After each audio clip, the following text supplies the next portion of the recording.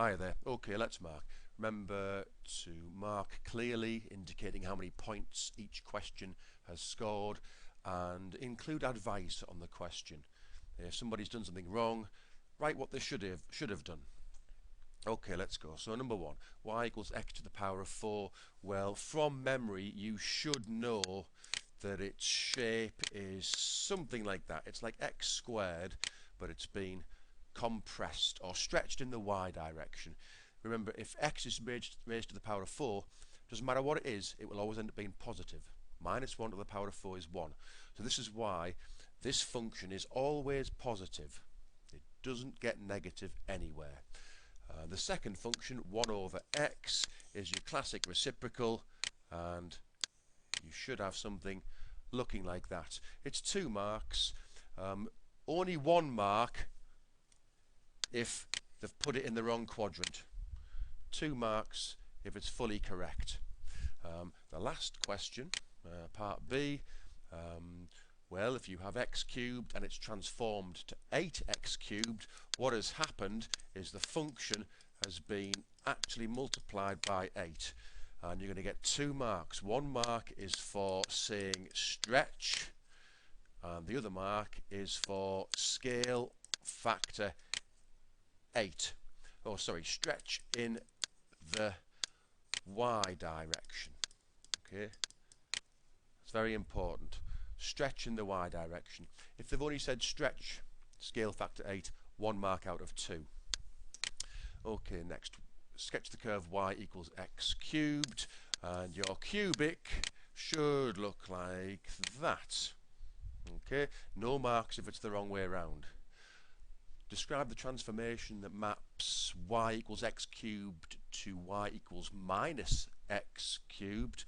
Well, there's y equals x cubed, doing something like that. And basically what's happened is we've took our function and we've negated the whole function. So f of x has been mapped to minus f of x. So that means there's been a reflection in the y-axis. So you get this sort of thing happening.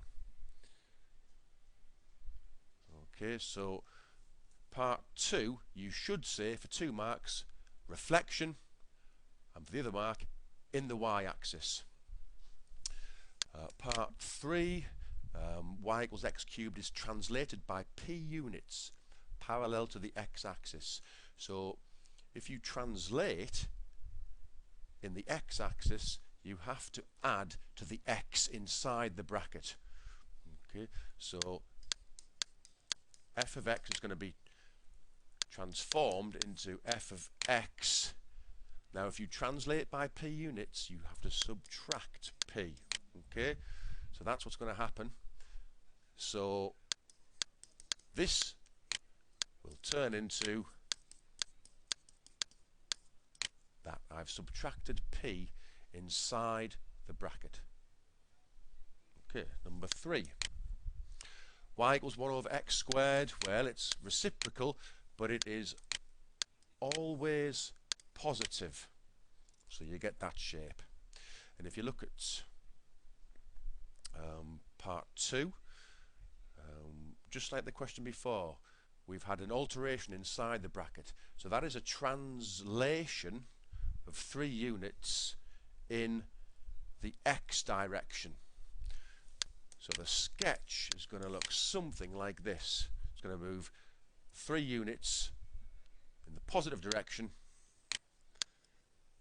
So you've got that going on, and it's very important to include that asymptote. And that asymptote, on the original it was the y-axis, and if you move it across 3 units, that asymptote is going to be the equation x equals 3.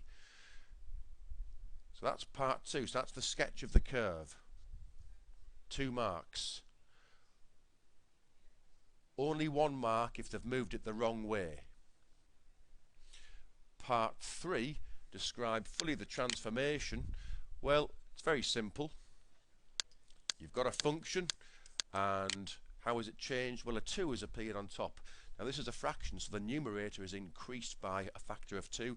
So we've actually multiplied the function by 2, the whole function. So describe fully the transformation, 3 marks, 1 mark for stretch, 1 mark for y direction, and 1 mark for scale factor 2. Get 3 marks in total. Next question, sketch the graph of y equals 1 over x where x doesn't equal 0. Now that's that classic, there we go, reciprocal curve. You can see that x shouldn't equal 0 because if it does, what's 1 divided by 0? Exactly. So there's the sketch, 1 mark. No marks if they've done it in the other direction. Describe fully the transformation that maps 1 over x to 1 over x plus 2. So you can see I'm not adding 2 to the full function, I'm only adding 2 to the x within the function. So the transformation that's occurred is that. So there's your original. Okay. And if I've added 2 to the x inside the function, it's going to move it 2 to the left. And your asymptote, okay, which originally was the y-axis, is now x equals minus 2. So describe fully the transformation. Well, we've had a translation, 1 mark, 2 units left in x direction for the other mark. You could say translation minus 2 nothing and put it in vector form. That's equally as good. Part 3, hence sketch the curve. Well, there it is. Okay, there's the sketch of the curve. It's worth 2 marks. Only 1 mark if they've moved it the other way. Should you dock a mark for not putting the asymptotes? No. We'll let that one go, but don't remember, put the asymptote in future. Okay, lastly, number 5, strange function, and you're not even told where it crosses the x-axis. You're just told in algebra where the roots are. So we've got to just look at these particular cases. So A, we've got this one. Now that is a translation of A units in the positive x direction. So you're going to have that moved A units. So basically it's going to go up like that, down like that, and that's going to be 2A. Okay,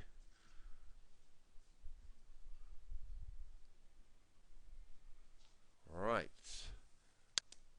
Part B, f of minus x.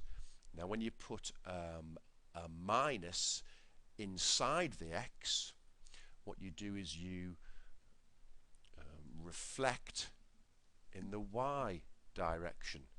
This is going to be a bit tricky to draw, so a reflection in the y direction is going to be something like this. So you come down here and you go through A, so it must go through minus A, okay, and then it must go up and down, and that bit there must be 2A, and this bit must be 4A. So there is a reflection in the y direction. A negative outside the bracket in front of the function, negating the full function, actually creates a reflection in the x direction, which is slightly easier to draw. So you get this coming down like that, and you get that. So it's completely flipped upside down. Exactly the same roots. And the last part, part D, f of 2x, well, this is a stretch of scale factor 1 over 2 in the x direction. So everything will be half as closer to the origin as it was before. So this point here will move to there. This point here will move in. This bit down here will move in. So you're going to get something a little bit like this. You can draw it. So down.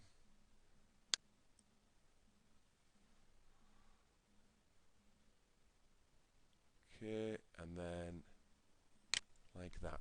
Everything compressed. That's a scale factor of 1/2 in the x direction.